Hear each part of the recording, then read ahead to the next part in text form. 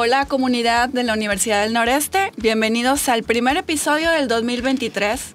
Hoy vamos a hablar de habilidades para la convivencia pacífica. ¿Cómo estás, Perita? Bien, Luisa, ¿y tú? Pues muy contenta de que ahora es video podcast.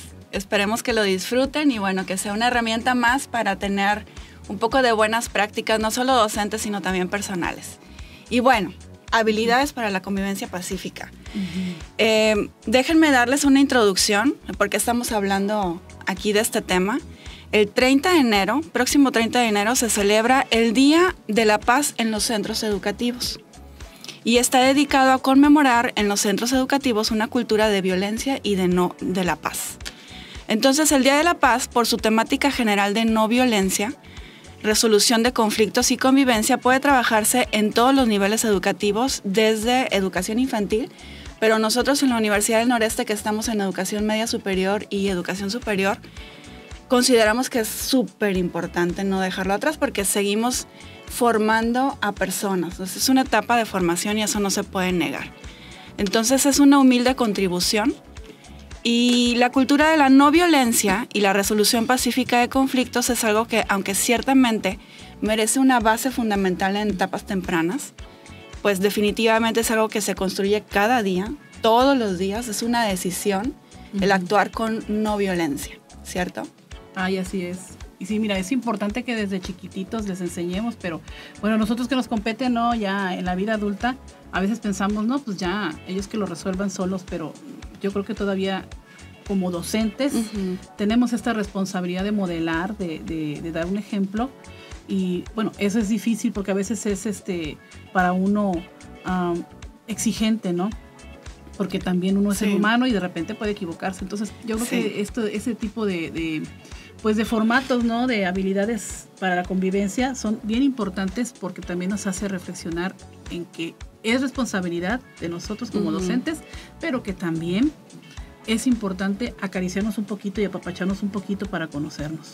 Es un equilibrio, sin duda, porque a veces pienso yo en mis reflexiones que el equilibrio no existe, porque todos los días como que te recargas más de un lado y luego al otro tratas de irte para el otro extremo, pero sí lo veo como el estar constantemente buscando un equilibrio, porque hay días en que a lo mejor no lo logras o no logras ser el ejemplo o lo que tú crees que puede ser el ejemplo para tu familia, para tus alumnos, para las personas que están alrededor.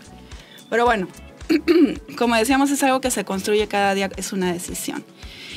¿Por qué? Vamos a hablar un poquitito del origen, solamente como una referencia. El 30 de enero se conmemora el aniversario de la muerte de Mahatma Gandhi. Todos sabemos que fue un líder pacifista que defendió y promovió la no violencia y la resistencia pacífica frente a la injusticia y que precisamente fue asesinado por defender estas ideas. Hay una frase muy famosa de Gandhi que dice: no hay camino para la paz es el camino.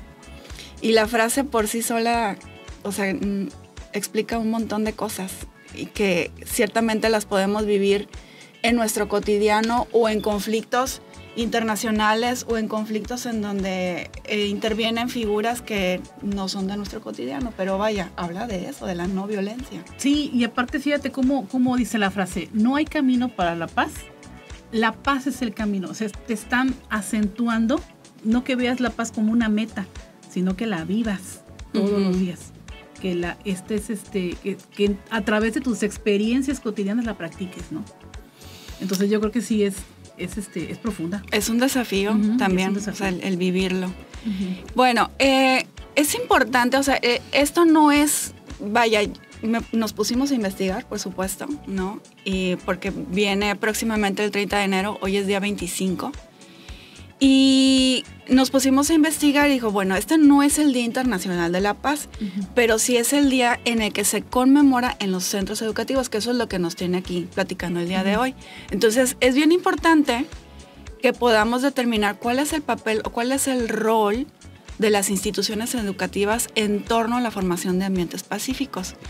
Se dice que la convivencia es uno de los elementos más importantes en el ámbito escolar y que tiene mucha importancia porque sienta, digamos, las bases o la configuración para un buen aprendizaje. O sea, si no hay un buen ambiente escolar, un buen ambiente pacífico, ni los docentes pueden practicar la enseñanza, ni los alumnos pueden ejercer el aprendizaje. O sea, no hay un ambiente, digamos, propicio para ello. Pero se dice también que el conflicto es inherente al ser humano.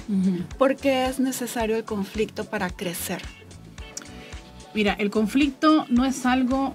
Yo he escuchado muchas veces que mis alumnos, mis familiares, ¿verdad? Personas que conozco me dicen, ay, es que vamos a evitar tener problemas, es que eso no se puede evitar. ¿Sí me explico? Obviamente puedes, no vas a buscarlos, ¿verdad? No vas a buscar pero problemas. Pero tampoco evitar la confrontación. Exactamente. Sí, o sea, los conflictos siempre son inherentes a la vida, al ser humano. La persona que se atreve a vivir siempre va a encontrarse con obstáculos. Ahora, ¿por qué nos hace crecer? Porque aprendemos. ¿Sí me explico? O sea, de alguna forma enfrentarte a algo que te frustra, ¿sí? O, por ejemplo, a una forma de pensar diferente a la tuya, te hace entrar en un debate y de algo vas a aprender de esa persona, o sea, algo vas a escuchar de ella, vas a aprender. Digo, si eres una persona abierta a la experiencia... Es lo que te iba a decir, sí, siempre y cuando exista un poquito de disposición, de apertura. Bueno, es que de eso se trata, ¿no? O sea, de que para empezar tengamos esa disposición de que entendamos que el conflicto siempre se va a dar, ¿sí? De que no hay que buscarlo, no se trata de buscarlo. Sí, vamos a poner al alumno en conflicto para que... Sí, pero nosotros, por ejemplo, cuando en la docencia, de alguna forma nos confrontamos con problemáticas de su ámbito laboral dentro del aula. ¿Sí? Entonces, eso para ellos es una oportunidad para crecer. Bueno, el conflicto, esa es la función que tiene. O sea, voy a crecer en el ámbito afectivo, que es muy importante y que ahorita hay mucha cultura laboral al respecto, ¿no? Sí. De que un buen ambiente laboral pues promueve también el crecimiento de la empresa.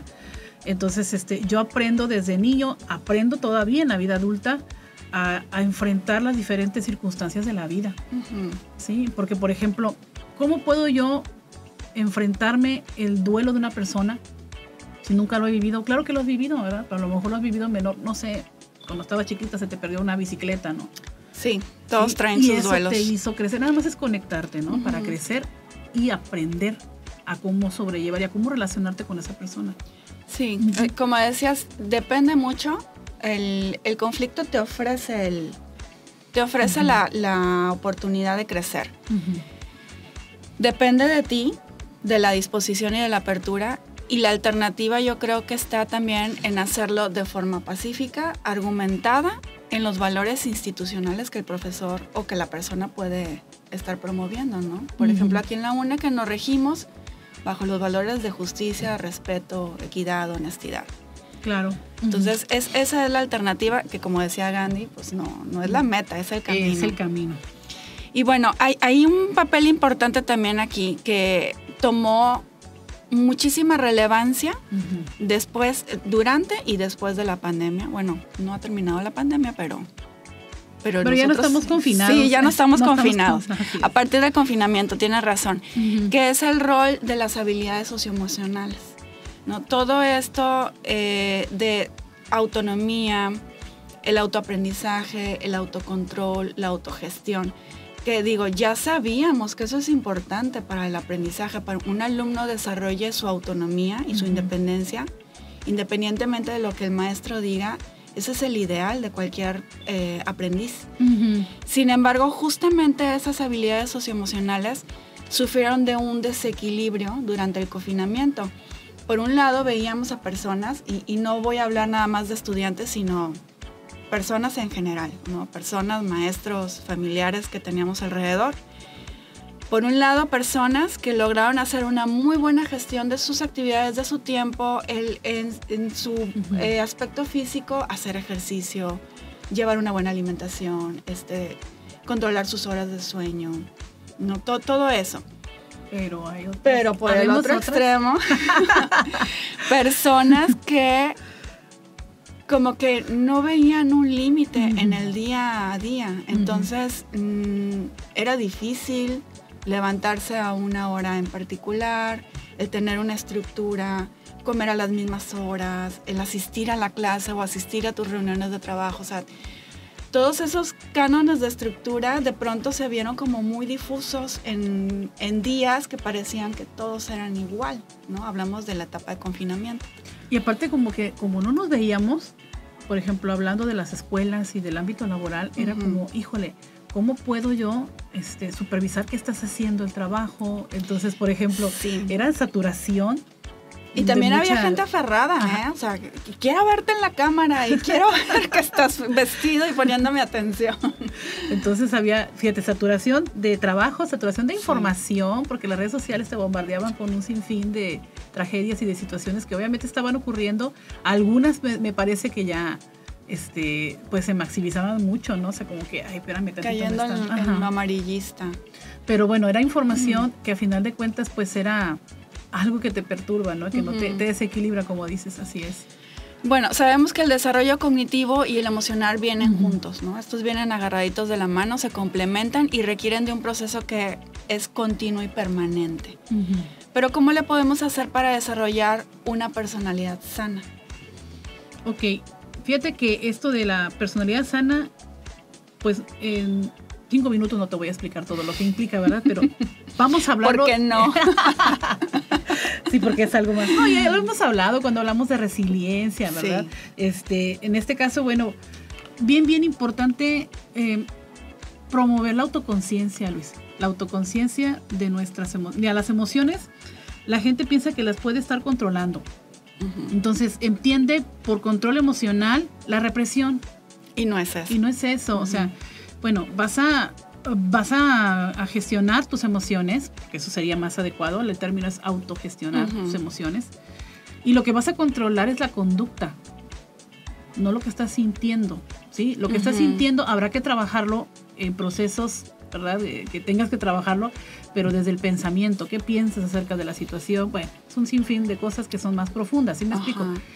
Pero bueno, si yo quiero gestionar mis emociones, necesito saber cuáles son.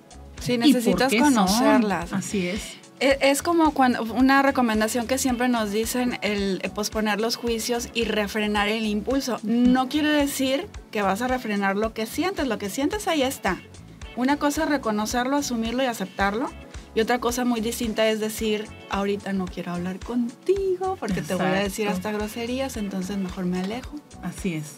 Y dejo que las cosas se enfríen. Pero fíjate, entonces ahí estamos hablando de una persona que es muy reactiva e impulsiva, entonces bueno, como dicen por ahí, si ya me conocen, ¿para qué me pellizcan, verdad? O sea, ¿para qué? Bueno, pero no le vas a dejar la responsabilidad a los demás, ¿sí? O sea, tienes que hacerlo tú, o sea, a ver, espérame, ¿por qué me perturba tanto esto? Y esa es la autoconciencia. Surge del autoconocimiento, fíjate, me voy a conocer qué me perturba, qué es lo que me activa esas emociones, y luego me hago consciente de esto todo el tiempo. Es un ejercicio que a lo mejor puede resultarte cansado todos los días, pero lo tienes que hacer porque de esta manera también vas a darte esas pausas que necesitas, como las que tú me estás planteando. O sea, a veces nos piden decisiones en el momento, espérame, ya me conozco, voy a decir que sí, ¿no? Sí. Y no, déjame pensarlo bien porque tengo que poner una balanza. Si tú necesitas ese tiempo porque ese es tu ritmo, te lo tienes que dar. Pero bueno, estas decisiones, el hecho de que tú lo expreses de esa manera, pues radica de que te conoces. Y no solamente es conocerte a ti mismo, sino también conocer a los demás. Por lo menos los que te rodean, o como dices, las cosas que te prenden. Así es. Pero en el momento en el que tú, pienso que es maravillosa esa pregunta, es el por qué. Cuando tú constantemente te estás preguntando, ¿por qué me prende esto? ¿Por qué me molesta? ¿O por qué me irrita? Hay cosas que nos irritan y no nos damos cuenta. O sea, como que vamos achacándole o culpando a factores externos cuando en realidad está en uno mismo. Así es. Pero si nos estamos preguntando constantemente el por qué, y el por qué, y el por qué. Alguien me dijo eso en algún momento. Cuando te contestes a la primer pregunta de por qué, síguete preguntando otra vez por qué. Y entonces es en donde tú vas profundizando cada vez más hondo. Y yo les tengo otra pregunta también bien padre. ¿Por qué y para qué? ¿Para qué? Porque a veces tenemos este tipo de vicios de actuar de una manera, de reaccionar de una forma determinada, y habría que analizar para qué lo estamos haciendo, ¿no? Sí, ¿qué función cumple? ¿Qué no? Aquí lo ideal es dejar las conductas que nos adaptan. Ya habíamos hablado de eso. O sea, no es un falso positivismo. No.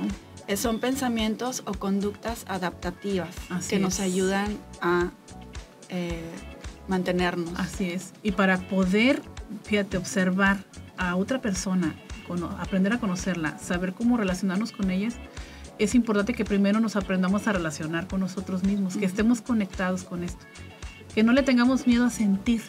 Fíjate, a veces escucho a mis alumnos que dicen, es que yo no voy a llorar nunca. Ay, bueno, espérame. Oye, hay cosas que duelen mucho y si quieres llorar, amerita una lloradita. Digo, y a seguirle. Ándale, y a seguirle ya. El moco. Sí, que Dios me hizo perfecta. Nada, no es cierto. Pero pobre. Pero casi. Algún defecto teníamos que tener.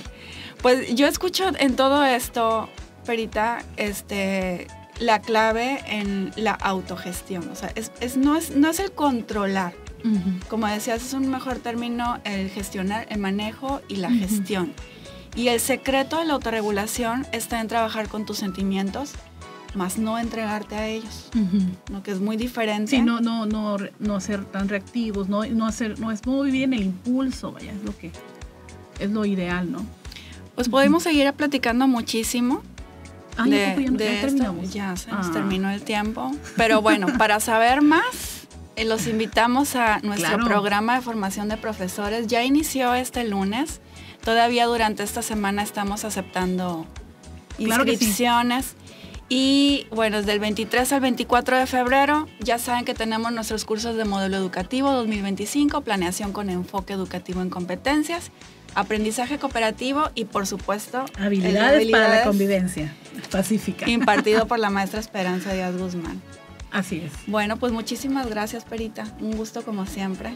Igualmente. Gracias a todos. La próxima. Hasta pronto.